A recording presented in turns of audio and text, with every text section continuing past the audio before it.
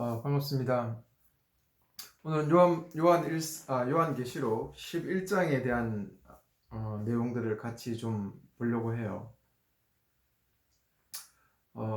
요한계시록의 중심은 하늘 전망대입니다. 그죠? 4장, 5장을 통해서 지금 이 현실은 로마의 핍박과 고난 속에 살아가고 있습니다. 요한의 공동체가. 그리고 유대인들의 그런 해유 속에서도 살아가고 있습니다. 소수로서 정말 힘겹게 그렇게 살아가고 있지만 바로 이 예수 그리스도의 계시를 받은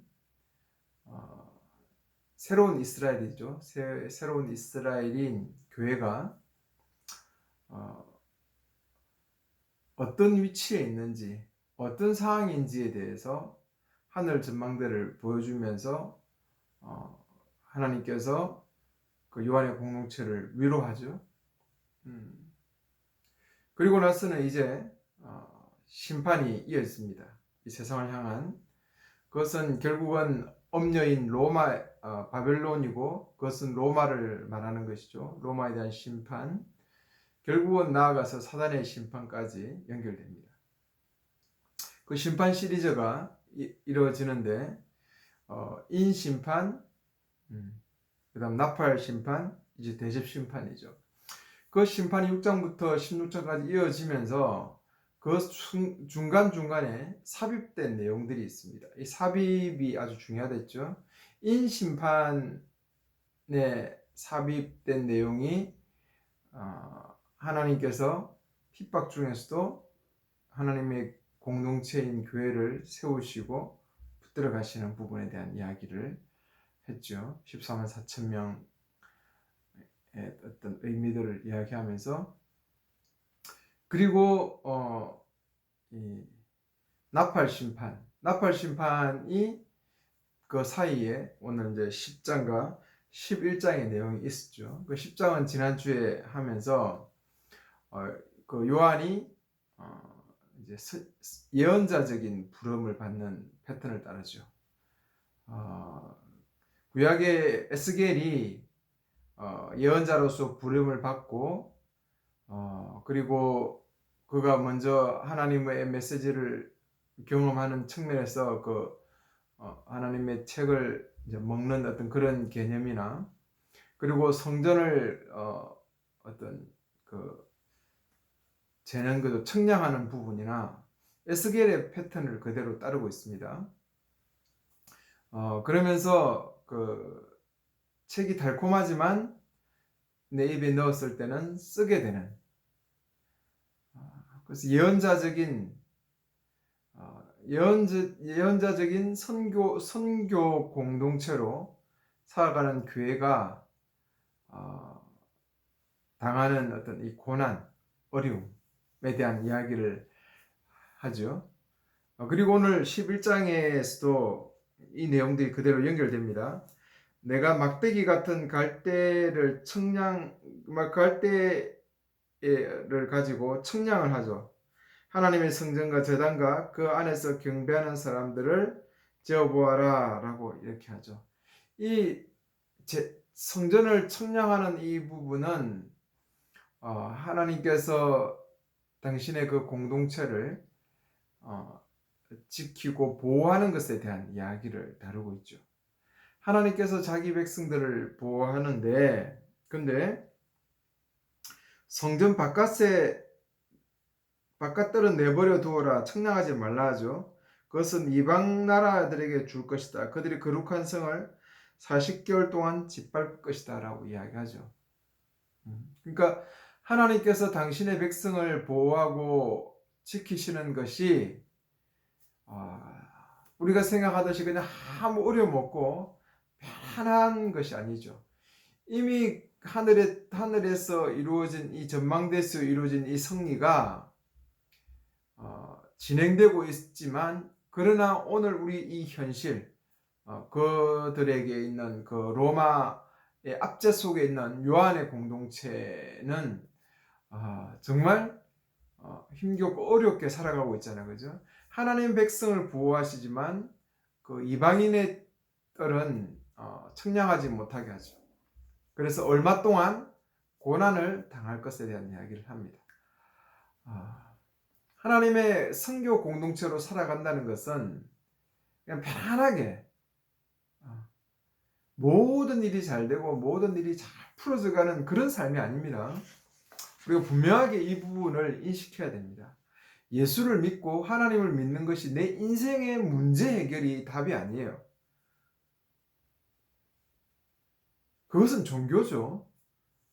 정말 이거는 위험한 어떤 복음이고 내용들입니다. 내 인생의 문제 해결자로 오신 분이 예수 그리스도가 아니에요. 내 인생의 문제를 해결하기 위해서 우리의 인생 속에 하나님의 복음을 가지고 갈 때 하나님의 그 언약 공동체로서 하나님 나라를 드러내는 삶을 살아가는 그런 세상 앞에 선교 공동체로 살아갈 때 교회는 핍박 속에서 어려움 속에서 고난 속에서 충분히 있을 수 있다는 사실들을 우리가 분명히 인지해야 되겠죠. 그것을 이완의 공동체에게도 이야기하는 것이죠. 거룩한 성이 42개월 동안 짓밟힐 것이다 라고 했죠. 그리고 바로 나오는 게 누구냐면 두 증인에 대한 이야기입니다. 이 두 증인은 그 스가랴의 어떤 내용들을 그대로 가지고 오죠. 두 증인, 두 증인이 두 감람나무와 두 촛대인데 두 감람나무라는 것은 어떤 그 당시에는 그 스룹바벨과 대제사장을 이야기한 거죠. 이 두 정인인 감람나무와 금촛대, 촛대는 계시록에 보면 교회를 상징하죠, 그죠? 그래서 결국은 이 두 정인은 누구냐 하면 바로 언약 공동체를 이야기합니다. 교회죠. 두 정인에게 그래서 이거는 뭐 특별하게 어떤 대단한 사람이 아니죠. 뭐 물론 다른 어떤 단체에서는 뭐 자기의 어떤 교주가 이런 사람이다라고 뭐 이야기하고 이런 식으로 넘어갈 수 있습니다. 이런 부분은 조심해야 되겠죠. 그들이 1260일 동안 삼베옷을 입고 예언할 것이다. 1260일이나 여기 보면 42개랑 똑같은 거죠. 어느 특정한 어떤 그 날인데 삼베옷을 입었다는 것은 어떤 그 흰겨움에 대한 이야기겠죠. 이들이 땅의 주님 앞에 서 있는 올리브 나무와 두 등잔대다라고 이야기하죠. 두 정인이. 그래서 올리브 나무는 성령에 대한 부분이고 두 등잔대는 교회에 대한 것이니까 두 정인이라는 것은 성령과 같이 하나님의 언약에 이루어가는 언약 공동체에 대한 이야기겠죠. 그들이 권세를 입어서 하나님께서 그들을 어떤 그 보호해 가시 어떤 사람이 그들을 해치기로 한다면 불이 일어나서 그와 그 원수들을 삼켜버리죠. 강력한 하나님의 능력을 가지고 그들이 예언을 하죠. 그 예언자로서의 삶을 살아가죠. 그러니까 하나님의 교회 공동체가 어떤 공동체냐, 예언 공동체라는 사실들을 분명하게 드러내죠. 예언자의 모습이죠. 하늘에다가 비가 내리지 못하게 하죠. 그죠? 이거는 에스겔에 대한 에스겔의 어떤 그 내용, 에스겔이란다. 그 누구죠? 엘리야에 대한 부분이겠죠. 물을 피로 바꾸는 권세는 그 모세에 대한 이야기죠, 그죠? 출애굽에서 모세. 땅을 원하는 대로 온갖 재앙으로 칠 수 있는 권세를 가졌다라고 하죠. 근데 어떤 짐승이 바다에서 올라오는데 그 짐승이 그들을 이기게 한다. 그들을 죽여버린다. 그렇죠. 그리고 그 시신을 큰 성의 어떤 거리에 버릴 것이죠. 아주 수치스러운 모습을 보여주는 거지 않겠습니까?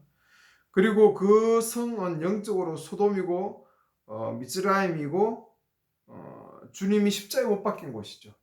결국은 하나님의 그 공동체를 언약 백성들을 고난 속으로 이끌어갔던 데죠. 거기 소돔도 그렇고 애굽도 그렇죠. 그리고 예수님을 십자가에 못 박은 것도 그렇죠. 의인이신 예수 그리스도를 십자가에 못 박아버린 거죠. 그러니까 이 짐승이 올라와서 그들을 버리고 그 성에 뒀는데 그 성이 어떤 성이냐면 바로 소돔과 미스라임과 예수님을 십자가에 못 박은 곳이라고 이야기합니다. 백성과 민족과 언어와 이방 나라들로부터 온 사람 3일 반 동안 그들의 시체를 볼 것이고 3일 반 3일 반이라는 것은 어떤 예수님의 죽으시고 부활하신 날이 3일인데 그 반이라는 부분을 더 첨가함으로 해서 어떤 잠시 동안에 대한 부분들을 강조하고 있습니다. 잠시 동안 그들의 시체들이 무덤에 장사되는 것을 허락지 않을 것이다. 땅에 있는 사람들이 그 시체를 보고 기뻐하며 절구하죠. 왜 그러냐면 그 세상의 권세를 가지고 그들을 심판했는데 그들을 바다에서 올라온 짐승이 죽여버렸죠. 그죠? 괴롭히다.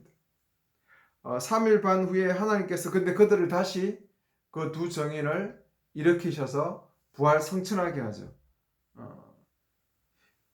이것은 예수 그리스도의 어떤 고난을 연상시키고 그분의 부활과 그분의 승리를 연상시키죠.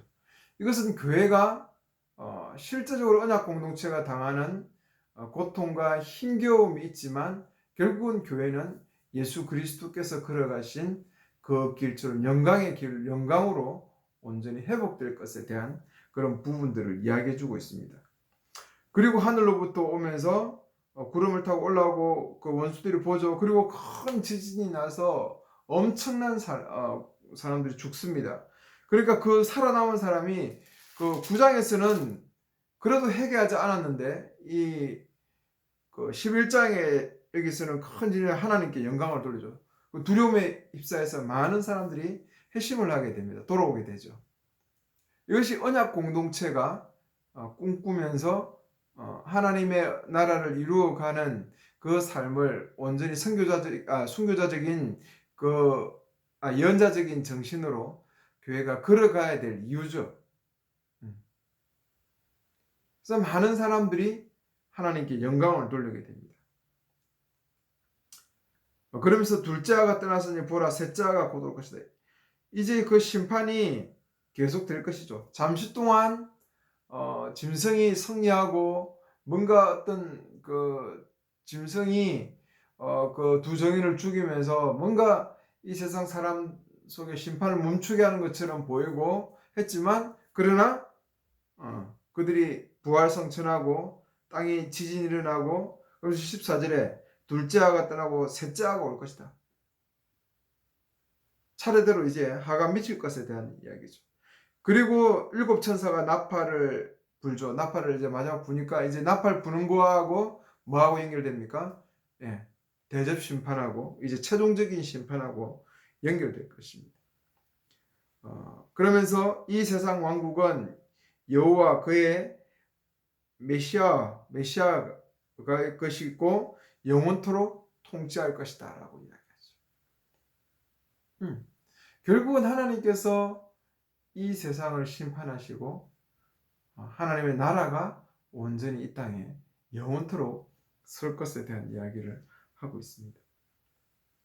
그리고 하나님 앞에서 자기 보좌에 넣었던 24세 장로들이 얼굴을 땅에 대고 또 경배하죠. 경배하고 하나님께 영광을 돌리게 됩니다.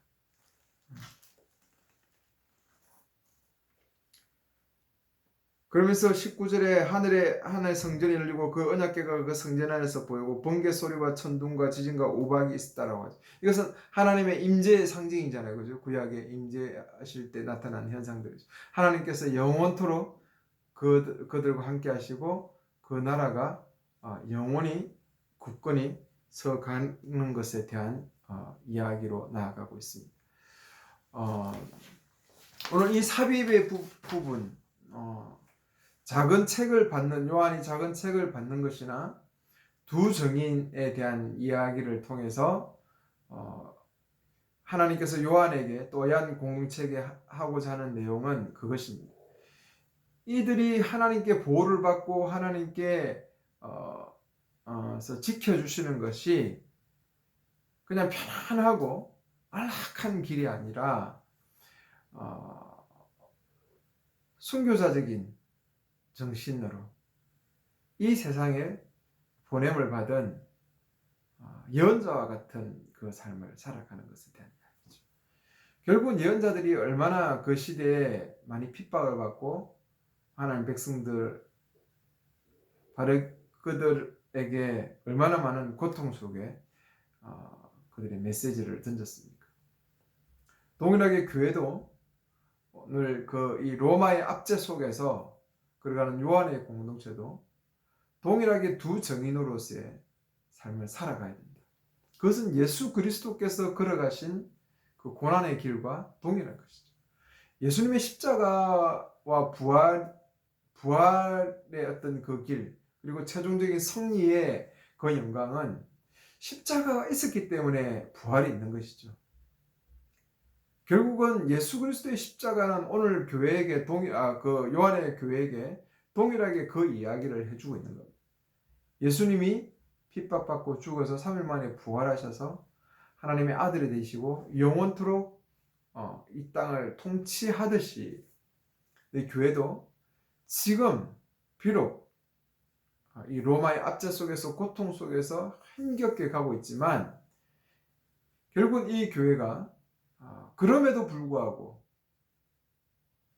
예언자의 그 삶을 살아가고 두 증인으로서 걸어가야 된다라는 사실들을 분명하게 요한의 공동체에게 이야기해 줍니다. 그럴 때 이 세상에 하나님의 영광이 드러날 것이고 결국은 하나님께서 온전히 함께하는 그런 영원한 그런 통치 속에서 거하게 될 것에 대한 이야기를 동일하게 던지고 있는 것입니다. 오늘도 교회가 두 증인으로서